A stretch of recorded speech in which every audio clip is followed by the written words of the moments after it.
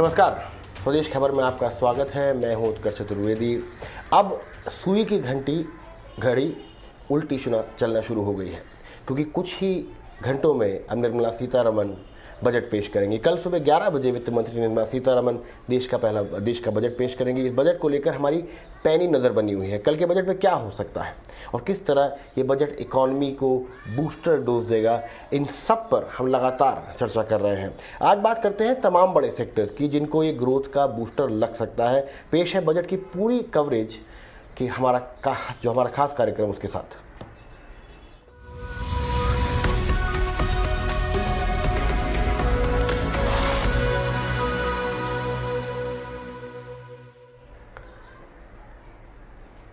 चलिए, वित्त मंत्री निर्मला सीतारमण ने लोकसभा में आज इकोनॉमिक सर्वे 2022 पेश किया।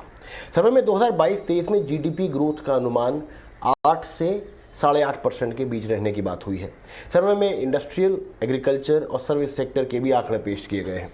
इकोनॉमिक सर्वे में अगले 10 साल तक रेलवे में भारी निवेश की उम्मीद जताई है। अब आप सोच रहे होंगे कि ये बात आपने कहीं सुनी है। ये बात आपने कहाँ सुनी है? ये बात आपने सुनी है ईटी नाउ स्वदेश पर, जब हमारे संवाददाता समीर दीक्षित ने हमें ये बात बताई थी। और इसी पर ज़्यादा जानकारी लेकर और कई सारी ऐसी खबरें जो कि समीर ने और प्रकाश ने आपको पिछले कुछ दिनों में बताई थी, उनको जब आप कल होता हुआ देखेंगे तो आप कहेंगे हाँ, ईटी नाउ स्वदेश पर ही सुनी थी। चलिए, उनमें से कुछ बड़ी खबरों का रिकैप कर लेते हैं। सबसे पहले समीर, आपके पास आते हैं। समीर, जो खबर आपने दी थी हमें कुछ समय पहले कि रेलवेज में अगले 10 साल में एक लॉन्ग टर्म प्लान बनेगा, वो आज सर्वे में भी आ गई है। क्या खबर है उसके बारे में? और देखिए, सरकार का इंफ्रास्ट्रक्चर पे जबरदस्त फोकस है। यही वजह है कि रेलवे सेक्टर के लिए और हाईवे सेक्टर के लिए सरकार कई बड़े ऐलान कर सकती है। रेलवे सेक्टर का आपने जिक्र किया, यहाँ पर बजट में आप रेलवे सेक्टर के लिए एक लॉन्ग टर्म विजन, एक रोड मैप सेट होता हुआ देखेंगे, जो कि 8 से 10 साल का होगा। और इस रेलवे सेक्टर में सरकार तकरीबन 12 लाख करोड़ के निवेश की उम्मीद जता रही। इतना पैसा सरकार लगाएगी ताकि पूरे रेलवे सेक्टर को ट्रांसफॉर्म कर पाए। कुछ बड़े ऐलान जो हमें सूत्रों के मुताबिक पता चले हैं। सबसे पहली बात तो यह कि बुलेट ट्रेन ऐलान किया जा सकता है इस बजट में, जो दिल्ली हावड़ा रूट के लिए होगी, बनारस से होकर के जाएगी। तो ये एक बुलेट ट्रेन का ऐलान इस बजट में किया जा सकता है। दूसरी बात यह कि सेमी हाई स्पीड मोबिलिटी, यानी कि 160 किलोमीटर प्रति घंटे की रफ्तार से आप सफर कर सकेंगे, खासकर गोल्डन क्वाड्रिलेटरल रूट पर। दिल्ली मुंबई, दिल्ली चेन्नई, दिल्ली कोलकाता, ये जो गोल्डन क्वाड्रिलेटरल रूट है रेलवे का, इस पर सेमी हाई स्पीड मोबिलिटी के लिए इसको हकीकत बनाया जाएगा। तीसरी बात यह है कि एल्यूमिनियम बेस्ड कोचेस का ऐलान किया जाएगा।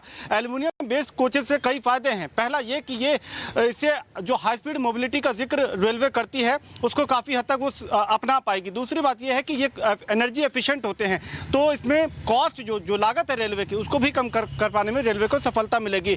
इसके अलावा रेलवे स्टेशन एक प्रमुख विषय है, तो 50 बड़े रेलवे स्टेशन को वित्त वर्ष 2022-23 में वो स्टेशन रीडेवलपमेंट प्रोजेक्ट में सौंपा जा सकता है, जहां प्राइवेट प्लेयर आमंत्रित किए जाएंगे कि वो इन स्टेशन को आधुनिक और बेहतर बनाएं। इन सब के अलावा रेलवे को सबसे ज्यादा कमाई होती है माल भाड़े से, मालगाड़ियां चला करके। तो इस सेगमेंट में, फ्रेट सेगमेंट में जो बड़े ऐलान की उम्मीद है, सबसे पहला यह कि आपने अब तक ईएमयू पैसेंजर ट्रेन का नाम सुना है। पहली बार रेलवे ईएमयू पार्सल ट्रेन चलाने का जिक्र कर सकती है। दूसरी बात यह है कि आपने पैसेंजर ट्रेन को लेकर के टाइमिंग का तो पता है, लेकिन पहली बार टाइम टेबल आधारित मालगाड़ियां चलाने के लिए ऐलान किया जा सकता है। इन सब के अलावा जो छोटे कंटेनर, जो जिनको वैगन्स बोलते हैं, वो रेलवे से जो हट गए थे, उनकी वापसी हो सकती है। और छोटे कंटेनर के जरिए रेलवे कोशिश ये करेगी कि जो कमोडिटी, जो ऐसे प्रोडक्ट जो बड़े बड़े वैगन में नहीं जा सकते, वो छोटे कंटेनर के जरिए भेजे जाएं। और इसके जरिए रेलवे नए कस्टमर्स को अपनी ओर आकर्षित करना चाहेगी, विशेषकर जो ई कॉमर्स प्लेयर हैं। तो कुल मिलाकर के एक लॉन्ग टर्म विजन, एक ऐसा रोड मैप जो रेलवे की कायापलट करने में सक्षम हो, विशेषकर अगले 8 से 10 सालों में। और जो पैसा लगेगा वो तकरीबन 10 से 12 लाख करोड़ रुपए लगाए जाएंगे। जी चलिए, रिफॉर्म एंड ट्रांसफॉर्म, ये तो रेलवे की बात हुई। समीर, आपने एक और बहुत इंपॉर्टेंट खबर हमें कुछ दिन पहले दी थी। मैं चाहता हूं कि आप हमारे दर्शकों के लिए वो भी एक बार रिविजिट करें, जो कि इंफ्रास्ट्रक्चर पे थी, रोड सेक्टर पे थी। वहां पे किस तरीके का आवंटन आपके सूत्र आपको बता रहे हैं कि बढ़ सकता है, और वहां क्या फोकस एरिया होगा?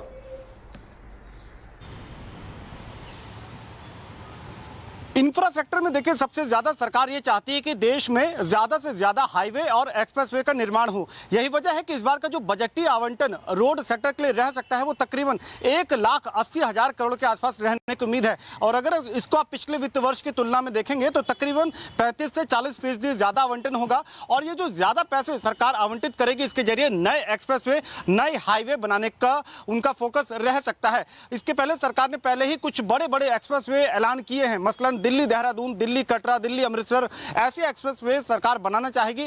साथ ही साथ जो मौजूदा एक्सप्रेसवे जिनका निर्माण चल रहा है, जैसे दिल्ली मुंबई एक्सप्रेसवे, तो इनको जल्द और समय के हिसाब से पूरा करने के लिए पैसे की जरूरत है। तो वहां पे ये जो अतिरिक्त बजटीय आवंटन आप देखेंगे 35% ज्यादा लगभग, जिसकी बहुत प्रबल संभावना है, तो ये पैसा वहां जाएगा। लेकिन इसके साथ ही National Highways Authority of India, वो जो अभी बाजार से पैसा उठाती है उसकी क्षमता को सरकार कम कर सकती है। उसके जरिए सरकार कोशिश ये करेगी कि नए फाइनेंसिंग मॉडल या नए मॉडल के जरिए एनएचएआई अपनी दम पर पैसा बनाए और वो जाकर के अपने जो अलग अलग रोड कंस्ट्रक्शन टारगेट हैं उनको पूरा कर पाए। तो एनएचएआई की मार्केट बोरोइंग कैपेसिटी को सरकार उसकी लिमिट को कम कर सकती है। इन सब के अलावा आप ये भी देख सकते हैं कि हाईवे सेक्टर में प्राइवेट प्लेयर ज्यादा आए, निवेश करें, इसके लिए कुछ रियायत का भी ऐलान इस बजट में हम होता हुआ वित्त मंत्री की तरफ से देख सकते हैं।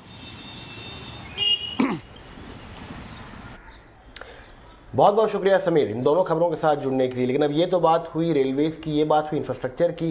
अब सवाल है कि सबसे ज़्यादा कोरोना की मार पड़ी एमएसएमई में, वहाँ क्या होगा और वहाँ पे क्या एक्सपेक्टेड है, क्या बड़ी खबर हो सकती है, कितना आवंटन आ सकता है, सारी जानकारी के साथ हमारे साथ जुड़ रहे हैं प्रकाश प्रियदर्शी। प्रकाश, आपने हमारे दर्शकों को ये बात पहले भी बताई थी, मैं चाहता हूँ कि आप इस बारे में थोड़ा सा और प्रकाश डालें कि किस तरीके से क्या पूरी खबर है यहाँ पर।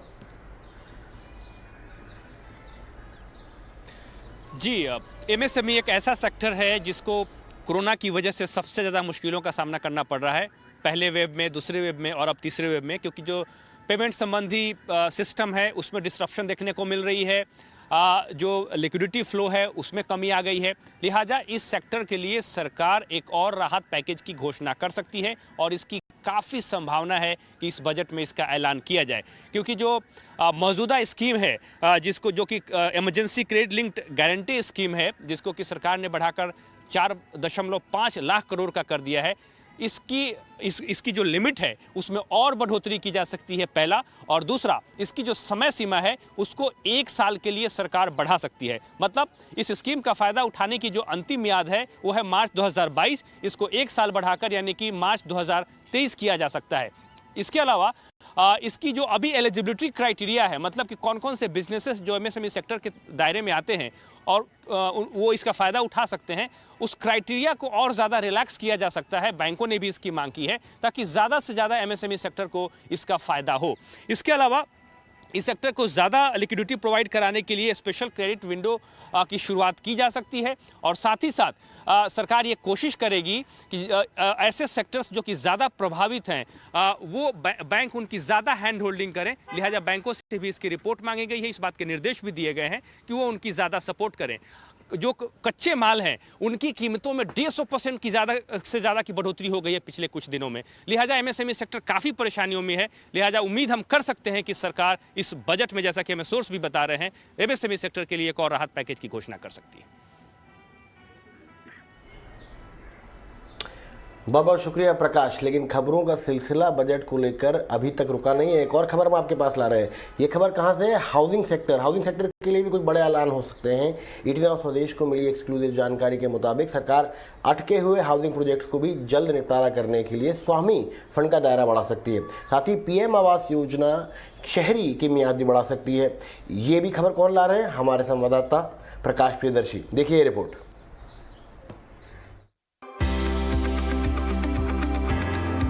स्वामी यानी special window for affordable and middle income housing 2019 में देश भर में 1500 से ज्यादा अटके हुए प्रोजेक्ट्स की फंडिंग के लिए मोदी सरकार ने ये स्कीम लॉन्च की थी। स्कीम का मकसद आम लोगों को सस्ते घर तय समय सीमा के भीतर मुहैया करवाना था। स्कीम की कामयाबी को देखते हुए केंद्र सरकार का शहरी विकास मंत्रालय चाहता है कि अब इसका दायरा और बढ़ा दिया जाए। ईटी नाउ स्वदेश को मिली एक्सक्लूसिव जानकारी के मुताबिक आने वाले बजट में इस स्कीम के लिए 10,000 करोड़ रुपए का प्रावधान किया जा सकता है। इसके लिए योग्यता नियमों में कुछ ढील दिए जाने की उम्मीद है। शहरी विकास मंत्रालय का मानना है कि कोविड के चलते हाउसिंग सेक्टर में आई फंडिंग की दिक्कत को ये स्कीम दूर कर सकती है। साथ ही ये स्कीम हर साल 10,000 नए अफोर्डेबल घर मुहैया करवा सकती है। सरकार आगामी बजट में हाउसिंग सेक्टर के लिए राहत की घोषणाएं कर सकती है और ये राहत दो तरीके से हो सकती है। एक तो जो मौजूदा हाउसिंग स्कीम्स हैं उसको बढ़ाया जा सकता है और साथ ही साथ कुछ अतिरिक्त घोषणाएं की जा सकती है जो कि इंडस्ट्री और होम बायर्स दोनों के लिए हो सकती है। सूत्र हमें बता रहे हैं कि अफोर्डेबल हाउसिंग सेगमेंट के लिए सरकार ने जो मौजूदा स्कीम शुरू की है जिसके तहत 45 लाख रुपए तक के घरों की खरीद पर होम बायर्स को ब्याज में अतिरिक्त 1.5 लाख रुपए की छूट मिलती है। इस स्कीम को बढ़ाया जा सकता है। शहरी विकास मंत्रालय ये भी चाहता है कि पीएम आवास योजना शहरी की मियाद को भी बढ़ाया जाए। ये स्कीम 2022 में खत्म होने वाली है, लेकिन मंत्रालय का प्रस्ताव है कि इसे मार्च 2023 तक बढ़ा दिया जाए। सरकार पीएम आवास योजना ग्रामीण की मियाद पहले ही 2024 तक आगे बढ़ा चुकी है। उम्मीद की जा रही है कि बजट में पीएम आवास योजना शहरी को लेकर भी ऐलान कर दिया जाएगा। प्रकाश प्रियदर्शी, ET नाउ स्वदेश।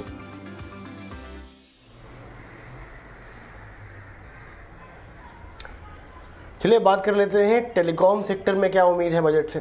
तो जो हमें खबर मिल रही है, जो हमारे सूत्र हमें बता रहे हैं, वो ये कह रहे हैं कि टेलीकॉम सेक्टर के लिए भी आवंटन बढ़ सकता है। सरकार का बड़ा फोकस सैटकॉम पर भी रह सकता है। बजट से जुड़ी इस एक्सक्लूसिव खबर के साथ इस बार हमारे साथ जुड़ रहे हैं दानिश आनंद। दानिश, बताएं क्या खबर है। देखिए, आने वाले बजट में सरकार टेलीकॉम सेक्टर को लेकर ज्यादा एलोकेशन कर सकती है और सूत्रों ने अब ET नाउ स्वदेश को बताया है कि सरकार आने वाले बजट में सैटकॉम और रूरल ब्रॉडबैंड पर एक इंक्रीज फोकस कर सकती है। जहां तक सैटकॉम स्पेस की बात आती है तो हम देख रहे हैं कि इस एरिया में काफी समय से काफी एक्शन हो रहा है। जहां एक हाथ पर इलॉन मस्क की कंपनी इंडिया में एंटर करना चाहती है, वहीं दूसरी तरफ भारतीय बाग OneWeb जो है वो भी अपना सैटेलाइट कॉन्स्टलेशन ऑलमोस्ट कंप्लीट करने वाले हैं। तो हम उम्मीद कर सकते हैं कि इस बजट में सरकार इस स्पेस को लेकर किसी ना किसी तरह का एक बड़ा ऐलान कर सकती है। दूसरे हाथ पर भारत नेट प्रोग्राम के अंदर सरकार रूरल ब्रॉडबैंड पेनिट्रेशन बढ़ाना चाहती है और सूत्रों ने ET नाउ स्वदेश को बताया है कि फिलहाल 1.35 लाख विलेजेस रूरल ब्रॉडबैंड से कनेक्टेड हैं। तो आने वाले बजट में सरकार इस फिगर को 2 लाख तक लेके जाने की पूरी तरह से कोशिश करेगी। और वहीं दूसरी ही तरफ फाइबराइजेशन को लेकर भी हम एक मेजर अनाउंसमेंट एक्सपेक्ट कर सकते हैं, क्योंकि जैसे कि 5G ऑक्शंस इस साल होने वाले हैं तो उसके सपोर्ट के लिए फाइबराइजेशन एक अहम एंगल है। तो उसको लेकर सरकार एक मेजर अनाउंसमेंट कर सकती है। करंटली देश में जो फाइबराइजेशन है 30 to 33% के बीच में है और सरकार इस फिगर 40 to 50% के बीच में ले जाना चाहती है। तो ये कुछ ऐसे ऐलान है जो टेलीकॉम सेक्टर के लिए इस आने वाले बजट में सरकार कर सकती है।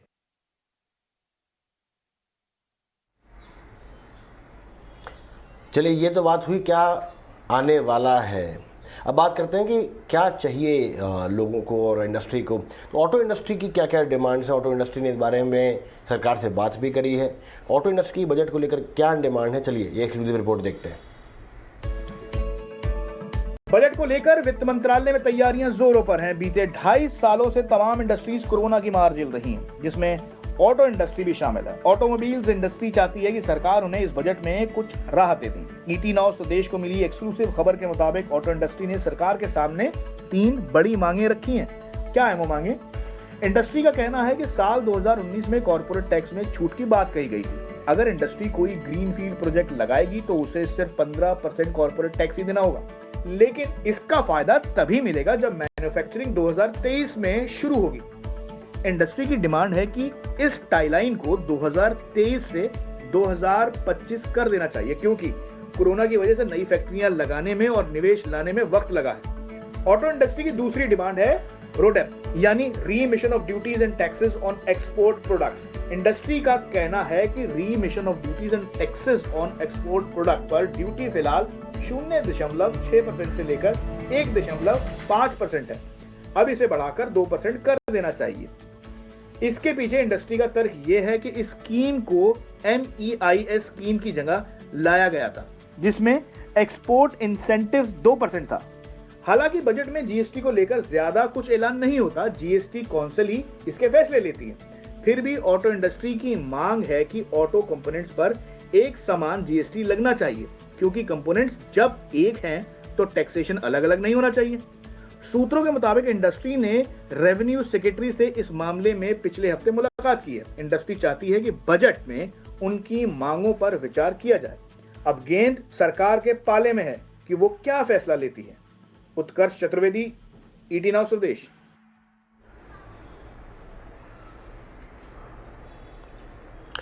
चलिए, एक बहुत ज़रूरी चीज़ जिस पे पैनी नज़र रहेगी कल, वो रहेगी रोज़गार के मसले को लेकर। पिछले साल बजट में रोज़गार को लेकर किस तरीके की बातें हुई थी, फैसले हुई थी या नहीं भी हुए थे, क्या है पूरी रिपोर्ट, आइए देखते हैं।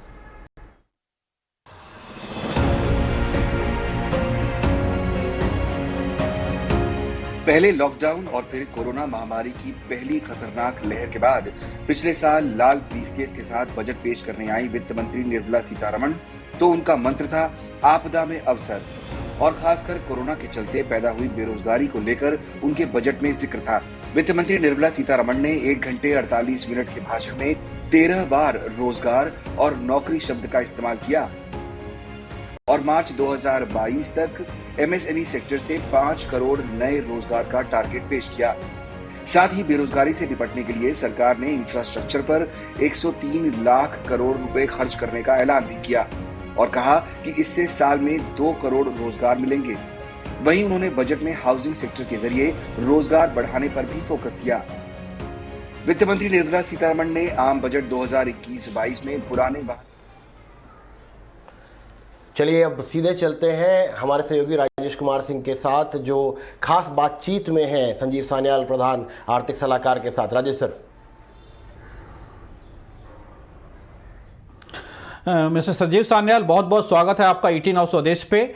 आज सरकार ने इकोनॉमिक सर्वे पेश किया है और उस बारे में हम आपसे सबसे पहले तो ये जानना चाहते हैं सर कि आपने कहा है कि 8 से 8.5% का ग्रोथ होगा FY 23 में, लेकिन कंजम्पशन जो है वो कम हुआ है, हाउस होल्ड इनकम कम हुआ है। ऐसे में आपको कैसे लगता है कि इस ग्रोथ टारगेट को मीट कर पाएंगे? जी, आप सही कह रहे हैं कि आर्थिक समीक्षा में हम लोगों ने ये फोरकास्ट दिया है कि आने वाले वित्तीय वर्ष में हम लोग 8 से 8.5% की जो GDP में बढ़ोतरी देखेंगे। इसमें हम लोगों ने साफ साफ कहा है कि हमारे अर्थव्यवस्था में बहुत सारे ऐसे क्षेत्र हैं जहां हम लोग रफ्तार देख सकते हैं। जैसे निर्यात में देखें, सेवाओं के निर्यात में आप देखेंगे कि काफी सारा गति वापस आ चुकी है। हम लोगों को कुछ औद्योगिक क्षेत्रों में भी दिखेगा कि गति वापस आ चुकी है और हमारे वित्तीय जो हम लोगों को जो असर पड़ रहा है ये इंफ्रास्ट्रक्चर बिल्ड आउट पे, उसमें भी आपने देखा होगा कि बहुत सारा हम लोग इस पे असर पड़ रहा है कि हम लोग इस पे खर्च कर रहे हैं। तो मेरे ख्याल से आप सेवाओं को ले लीजिए या औद्योगिक क्षेत्र को ले लीजिए, सभी में एक रफ्तार सा बनता जा रहा है। और ये मेरा ही कहना नहीं है, IMF के भी जो आंकड़े आए हुए हैं उनका भी फोरकास्ट है, उनका फोरकास्ट तो हमसे ज्यादा है, 9% पे है। तो मैं कहूंगा कि हम लोग कहें तो ज्यादा कंजर्वेटिव भी है वो है शायद, लेकिन हाँ ये भी सही है कि ऐसे बहुत सारी सेवाएं हैं जो कॉन्टैक्ट इंटेंसिव सेवाएं हैं जिन पे काफी प्रभाव अभी भी है और इनको कभी ना कभी हमको खोल देना पड़ेगा।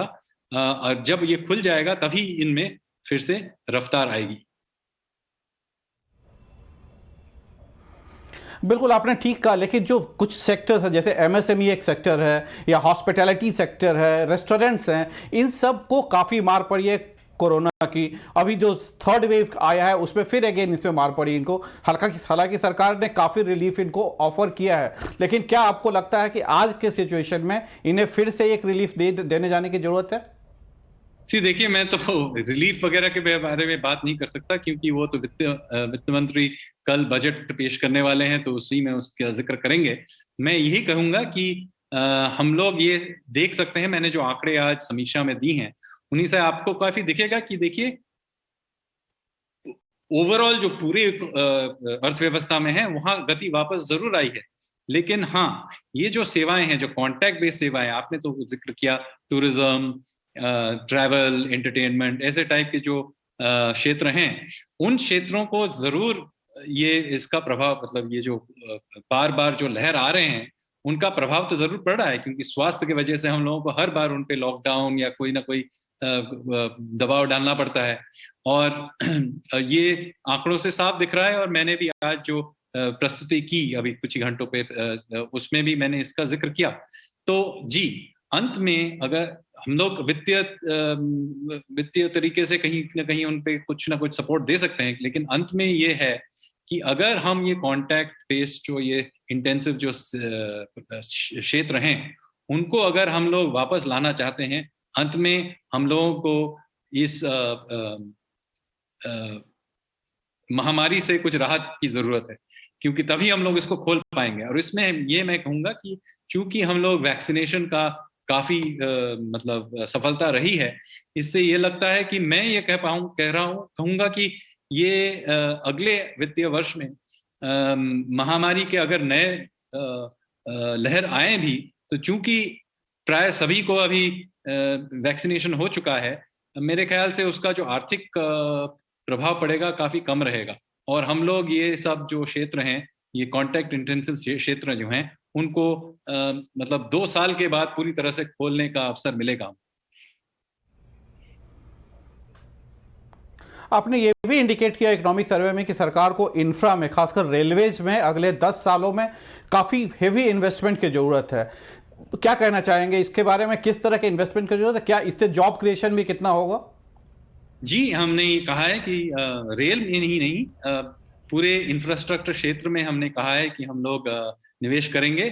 प्रधानमंत्री ने बार बार ये इंफ्रास्ट्रक्चर पाइपलाइन की भी जिक्र की है, तो इस पे हमारा पूरी तरह से हम इस पे जोर लगाएंगे। अच्छी बात यह है कि चूंकि हमारे जो रेवेन्यू कलेक्शन है इस साल के, उसमें काफी सारा रफ्तार आया है और हमारे पास इसीलिए साधन है इस को पूरा करने का। तो हमारे पास साधन भी है, हमारे पास करने की इच्छा भी है। और आप देख रहे होंगे, मैंने समीक्षा में काफी सारे सैटेलाइट इमेजेस का भी दिखाया, जिसमें आपको दिखेगा कि आपका इलेक्ट्रिसिटी कंजम्पशन हो या उड़ान की वजह से एयरपोर्ट्स हो या हाईवे कंस्ट्रक्शन हो, आप खुद भी देख रहे होंगे, मैं ना कि कहने की भी जरूरत नहीं है, आप अपने आंखों से भी देख रहे होंगे कि इन सभी क्षेत्रों में बहुत सारा निवेश हो रहा है और उसका फर्क पड़ रहा है। तो हम लोग यही रफ्तार बनाए रखेंगे। तो क्या आपको यह लगता है कि सरकार को कोई लॉन्ग टर्म रोड मैप लाना चाहिए इन सेक्टर्स में को बढ़ावा देने के लिए या इन्वेस्टमेंट के लिए? हुआ है, ये तो कोई नई बात नहीं है। इंफ्रास्ट्रक्चर के हमारे पास एक पाइपलाइन है, वो साफ हमने आपके पास दिया हुआ है, आपको दिख रहा है उससे क्या हो रहा है। बड़े बड़े एयरपोर्ट्स बन रहे हैं, एक दिल्ली के पास बन रहा है जेवर में, एक मुंबई के पास बन रहा है, दूसरे एयरपोर्ट्स भी बनाए जा रहे हैं छोटे शहरों में।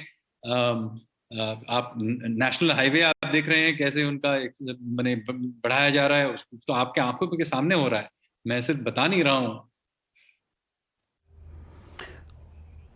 बिल्कुल, आपने ये भी कहा है कि स्टार्टअप्स कल्चर को बढ़ावा देने की जरूरत है, उसे डिस्ट्रिक्ट लेवल पे ले जाने की जरूरत है। ऑब्वियसली दिल्ली, बैंगलोर, मुंबई जैसे सिटीज में स्टार्टअप्स काफी बड़े हैं और पिछले 1 साल में 44 नए यूनिकॉर्न्स बने हैं, लेकिन क्या डिस्ट्रिक्ट लेवल तक स्टार्टअप को बढ़ाने के लिए सरकार के पास क्या योजना है? देखिए, हमारा स्टार्टअप इंडिया का जो वो एक प्रोग्राम है वो बहुत सफल है। आप मैंने देखिएगा, ये एक समीक्षा में कुछ मैंने नक्शे भी डाले हैं, उनको आप देखिए और दिखेगा कि 5 साल में कितना फर्क पड़ा है। पहले क्या हुआ करता, जो ये स्टार्टअप्स हुआ करते थे वो वही गिने चुने जगह में दिखते थे। ये बैंगलोर के इर्द गिर्द दिखते थे, कुछ मुंबई के इर्द गिर्द और कुछ दिल्ली एनसीआर एरिया में कुछ दिखते थे। अब आप नक्शे को देखिए कि इसी वित्तीय वर्ष में, मतलब अभी तो खत्म भी नहीं हुआ है, सिर्फ दिसंबर तक कितने सारे स्टार्टअप्स खुले हैं। 555 डिस्ट्रिक्ट्स में कम से कम एक स्टार्टअप हुआ है। और आपको नक्शे में दिखेगा कि जो ये न केवल ये दिल्ली, मुंबई, बैंगलोर एरिया में, आप देखिए बहुत अलग अलग जगह में भी इनका बढ़ावा हो रहा है। जैसे पटना में हो रहा है, लखनऊ के इर्द गिर्द काफी सारे स्टार्टअप्स दिख रहे हैं, मतलब उड़ीसा में दिख रहे हैं, आपको उत्तर पूर्वीय प्रांतों में भी दिखेंगे। तो ये जो एक कल्चर है, रिस्क टेकिंग कल्चर, वो जरूर वापस आ रहा है। आप देखिए, मतलब फिर से मेरे शब्दों से आपको विश्वास करने की जरूरत नहीं है, आप उस नक्शे को देखिए, आंकड़ों को देखिए, ये जरूर चारों ओर हो रहा है। बिल्कुल, आपने ये भी कहा कि फिस्कल डेफिसिट को हम सरकार ने कंट्रोल किया भी है, 9% से हटके वो 6 के आसपास आ गया है। लेकिन इसके साथ ही अगर कैपेक्स में इन्वेस्टमेंट बढ़ता है, जो कि पिछले साल करीब 5,20,000 करोड़ था, अगर 20% भी बढ़ता है तो उस दोनों में सामंजस्य कैसे लाया जाए? तो ये आखिरी सवाल होना चाहिए, क्योंकि मुझे और एक चैनल में भी जाना है। मैं सिर्फ ये कहूंगा कि आपको कुछ ही घंटों में इस साल का, अगले साल का बजट वित्त मंत्री प्रस्तुत करेंगी और उसमें इन सभी सवालों का आपको अच्छे से जवाब मिलेगा। मैं सिर्फ इतना ही कहूंगा कि हम इंफ्रास्ट्रक्चर और सेफ्टी नेट दोनों पे खर्च करने को राजी हैं। हमारे पास वित्तीय साधन हैं, तो हम लोग हम लोग जिम्मेवार तरीके से खर्च करेंगे, लेकिन हम लोग खर्च करके इस अर्थव्यवस्था को हम लोग सपोर्ट दे सकते हैं। एक छोटा सा सवाल और पूछना चाहते हैं। एक रिपोर्ट आई थी कि गरीबों में के इनकम में करीब 53% की गिरावट आई है। ऐसे में क्या आपको लगता है कि सरकार को डायरेक्ट इनकम सपोर्ट देनी चाहिए गरीबों को? देखिए, मैं किसी एक प्राइवेट पार्टी एनजीओ के रिपोर्ट पे टिप्पणी नहीं दे सकता, आप तो जानते ही हैं। मैं इतना कहूंगा कि हम लोग सरकार के जो अर्थशास्त्री हैं उनको मालूम है कि ये सच है कि कुछ हद तक ये महामारी के और लॉकडाउन वगैरह के कारण हमारे गरीबों को कुछ उन पे असर जरूर पड़ा है, ये तो सच है। और उसके लिए हम लोगों ने बहुत सारे ऐसे स्कीम निकाले हैं, उन पे खर्च भी किया है।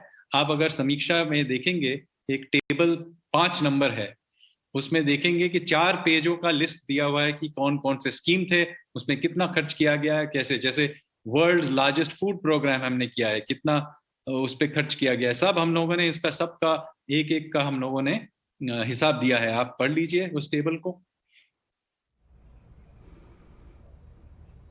Mister Sanjeev Sanyal, ET now स्वदेश से बात करने के लिए बहुत बहुत धन्यवाद।